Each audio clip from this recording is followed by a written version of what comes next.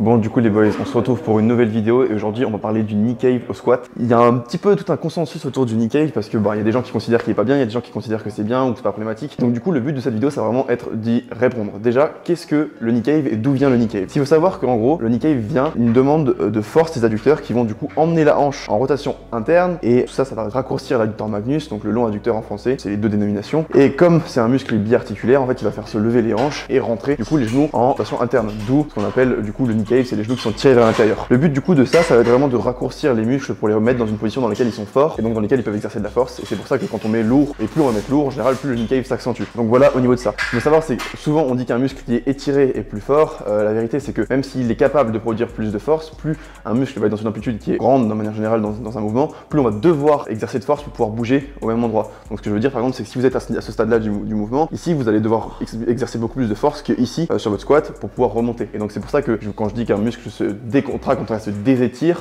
donc se contracte, il est plus fort. Donc voilà, par rapport à cette information-là, c'est juste une question de bras de levier. Donc le knee cave intervient vraiment dans la majorité des cas dans le but de mettre le corps dans une position de force, dans une position dans laquelle il peut exercer plus de force. Et voilà pourquoi le knee cave arrive. Maintenant, ça va être comment identifier lorsque le knee cave est problématique. Parce qu'effectivement, parfois, il peut l'être. Et la question, c'est quand il l'est et quand il ne l'est pas. Lorsque la demande de rotation interne est telle que le pied part en pronation, donc que le pied se soulève comme ça vers l'intérieur et décolle du sol, dans ce cas-là, il y a une perte de stabilité qui est quand même importante. Ça amène souvent des problèmes de trajectoire au niveau du squat, ce qui du coup amène aussi à une perte de production de force. Dans ce cas précis-là, où le pied décolle carrément du sol, c'est possible que le knee cave devienne un problème. Simplement, comme j'ai dit, il y a une trop grosse perte de force et du coup, c'est plus optimisé dans notre optique du power, vu qu'à la base, le mouvement occure pour produire plus de force, mais si on en perd via la stabilité parce que le mouvement est trop exagéré, ça peut devenir problématique. C'est pour ça qu'il y a beaucoup de gens qui résolvent leur knee cave par le fait de tout simplement resserrer leur stance, parce que du coup, s'ils arrivent à resserrer leur stance et que du coup, ils réduisent à quel point leur knee cave peut rentrer, et bien ils réduisent à quel point leur pied peut rentrer en pronation, et donc ils réduisent la perte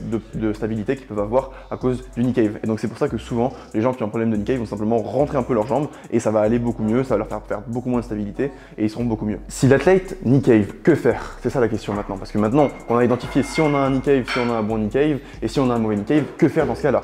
Et bien, tout simplement, il faut s'assurer que l'athlète est dans une position qui est naturelle et optimale. Vous allez tout simplement jouer avec la stance et l'ouverture des pointes des pieds et voir les conséquences que ça a sur le mouvement. Si vous vous sentez mieux, que vous sentez que vous êtes plus fort ou que vous sentez moins déstabilisé, dans ce cas, c'est que c'était problématique et donc simplement qu'il fallait y faire quelque chose. Maintenant, si en changeant toutes ces variables-là et en essayant un peu des choses différentes, vous voyez qu'il n'y a aucun changement, dans ce cas, c'est que sûrement le knee cave n'était absolument pas problématique. Dans ce cas, vous pouvez juste continuer comme ça et essayer d'optimiser le mouvement en lui-même. Ce que je vous conseille, c'est tout simplement de retourner à une stance qui est forte, même si vous avez un knee cave. Sachez que s'il n'est pas douloureux et que vous êtes fort comme ça, il n'y a aucune raison de le changer. Vous devez juste faire en sorte de comprendre la problématique initiale du mouvement et de faire en sorte que le pied ne parte pas à tel point en pronation que vous perdez en stabilité. Si ce n'est pas le cas, vous pouvez juste continuer comme ça et optimiser votre mouvement, devenir plus fort dessus, et il y a de grandes chances qu'il ne pose aucun problème. Aussi, je vous conseille toujours de bosser sur l'aspect stabilité et routing du pied, parce que peu importe à quel point vous avez un knee cave, en bossant dessus, parfois vous pouvez le lisser. Dans ce cas, vous pouvez quand même continuer à exercer autant de force que vous avez besoin d'exercer, tout en empêchant que votre pied parte en pronation, même si c'est qu'un petit peu, ça peut optimiser votre mouvement et du coup votre production de force. Donc la règle des 33,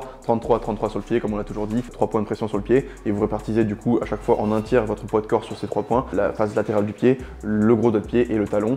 Si vous gardez cette règle là pendant tout le mouvement, de manière générale, vous allez limiter à quel point votre pied va partir en pronation, et donc du coup vous allez limiter votre perte de force de manière générale. Donc être plus alerte sur la position de votre pied et votre stabilité au sol pourra donc globalement que vous aider, que ce soit pour le knee cave ou pour d'autres problématiques, ça pourra que faire du bien. Donc faites en sorte de l'optimiser autant que possible. Enfin, la dernière chose que vous pouvez mettre en place ou essayer de mettre en place si vous voyez que malgré tout ça, vous avez quand même un knee cave et qu'il est problématique, c'est de travailler votre mécanique au squat. Parfois, il y a des gens qui ont tendance à vouloir squatter trop droit en termes d'angle de buste et malgré ça avoir une grosse flexion de genou et une flexion de hanche parce qu'ils vont avoir une morphologie qui vont le demander. Donc ils vont essayer de faire un squat hybride, donc par exemple avec une barre assez basse mais en restant droit. Et souvent dans ces cas-là, ça va accentuer un peu le symptôme de knee cave parce que du coup les hanches et les adducteurs ne pourront pas remonter avec les épaules puisque du coup vous allez vouloir rester trop droit. Et comme ils ne pourront pas remonter avec les épaules pour se mettre dans une position qui sont fortes, le knee cave va être encore plus accentué pour pouvoir tout simplement réduire l'étirement des adducteurs sans avoir à relever les hanches. Et donc dans ce cas-là, vous allez avoir une position qui est un peu bâtarde et vraiment avoir un gros knee cave malgré le fait que vous restiez droit. Et c'est dû en grande partie au fait que vous voulez rester droit. Donc essayez vraiment de vous pencher dans votre squat, de garder une barre basse, de vraiment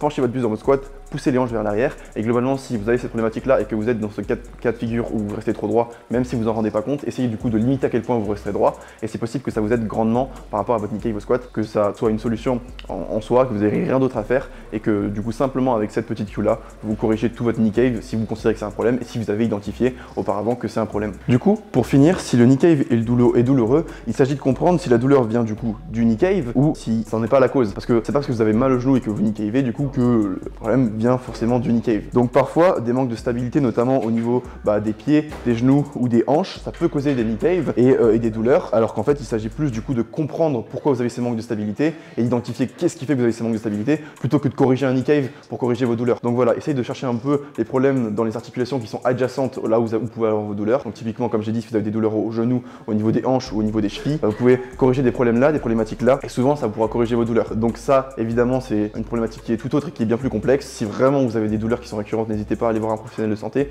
Ils sont faits pour ça, ils sont formés pour ça, et du coup ils seront forcément plus aptes que vous pour corriger vos problèmes. Mais sachez que si vous avez des problèmes, le problème ne vient pas forcément du coup directement de l'endroit même où il y a la douleur, mais ça peut être une douleur qu'on appelle projetée, qui vient du coup d'une autre articulation qui est adjacente. Donc voilà, globalement pour le knee cave, vous avez toutes les solutions qu'il vous faut pour du coup corriger votre knee cave ou optimiser votre knee cave si vous en avez un pour être plus fort.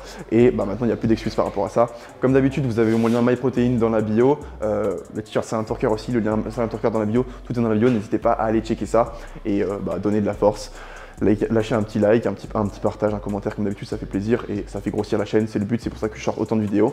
Et en parlant de ça, je vais essayer à partir de maintenant d'augmenter un peu ma fréquence de vidéos sur la chaîne. Donc il y a de la chance qu'il y ait des vidéos qui sortent à peu près tous les 5 jours. Donc on va essayer de tenir ça autant que possible. Et encore une fois, si vous pouvez partager ça et faire grossir la chaîne, ça peut que l'aider pour que je puisse investir plus de temps dedans et du coup sortir plus de vidéos. Donc voilà les gars, à la prochaine.